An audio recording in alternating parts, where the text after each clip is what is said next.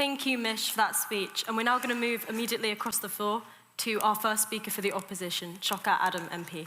Shockat Adam is a British businessman, optometrist, and independent politician who served as Member of Parliament for Leicester South since 2024. Since September 2024, he's also been a member of the Independent Alliance. Shockat, you have the ears of the House.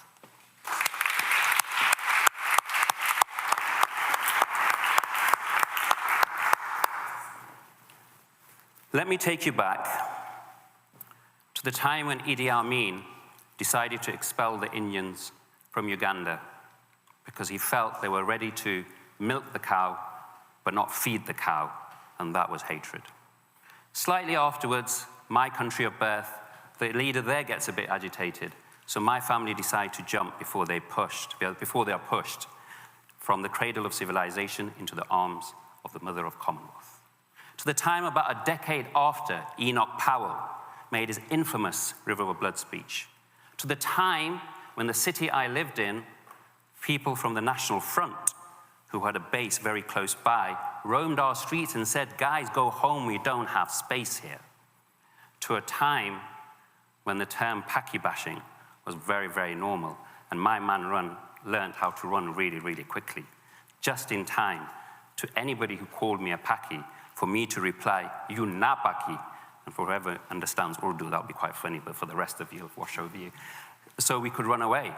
To a time when I used to go watch football matches, and monkey chants were quite normal. To a time when, with the family, we used to sit and watch Love Thy Neighbor, where the N-word was greeted with an applause and a laugh every single time. To a time where I had to stay up till 11:30 or 12 in the evening just to see a brown person on television, thank God for Channel 4. To a time where every single day now when I'm in the chamber, I have to pass a statue of a woman who tried her level best to make sure we did not impose sanctions on apartheid South Africa. I'm not going to take you back for the other statue that I passed that found my people beastly and decided to make sure that 3 million of them starved to death. I'm going to take you back to a time when I and my friend Ayaz and my mother went to the park. Ayaz and I wanted to play football. My mum wanted to play snakes and ladders.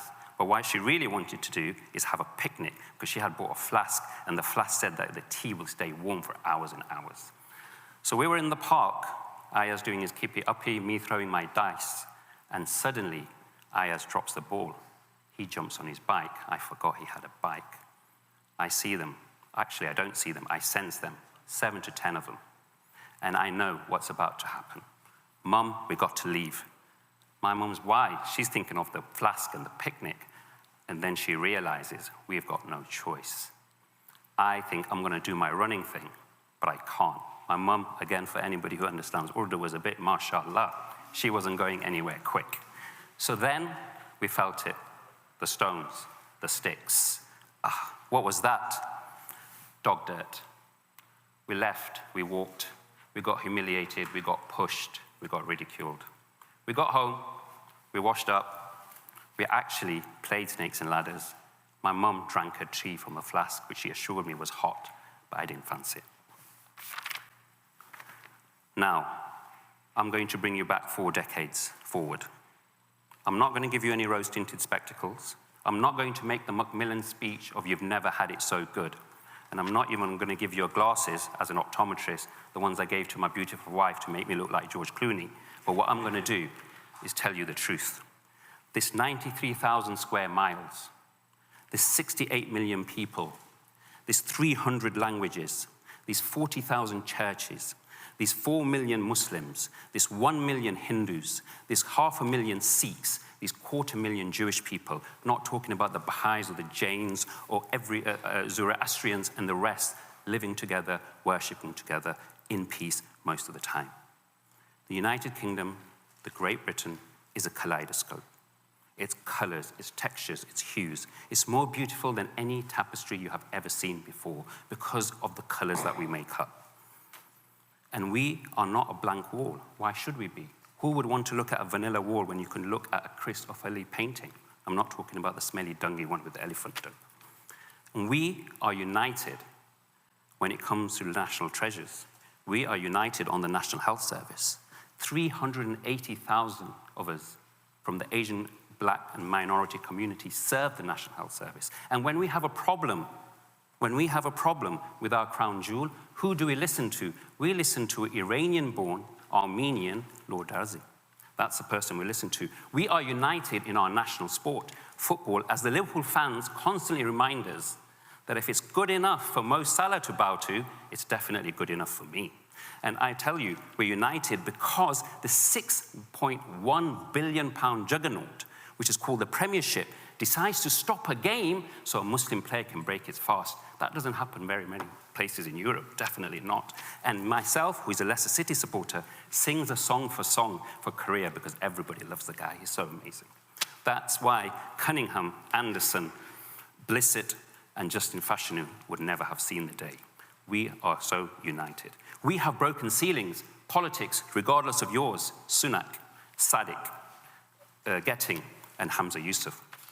Entertainment, where do we start? But let's go with Lenny Henry, Sir Lenny Henry. Let's go with Riz Ahmed. Let's go with countless other actors that have made it to the top, including Harris, etc. Let's go with education. Let's go with, if I want to expand my mind, I'll go to Akala, I'll go to Zadie Smith, I'll go to Hirsch. There's so many people, entrepreneurs. Let's go to Stephen Bartlett, let's go to Mr. Khan. There's just so many people making money so much at the top. Go to cinema. Who wants to watch a movie on the Blitz? Let's go to Mr. McQueen, who is probably the coolest guy out there, but maybe not as cool as the painting of the three guys at the Tilbury Port.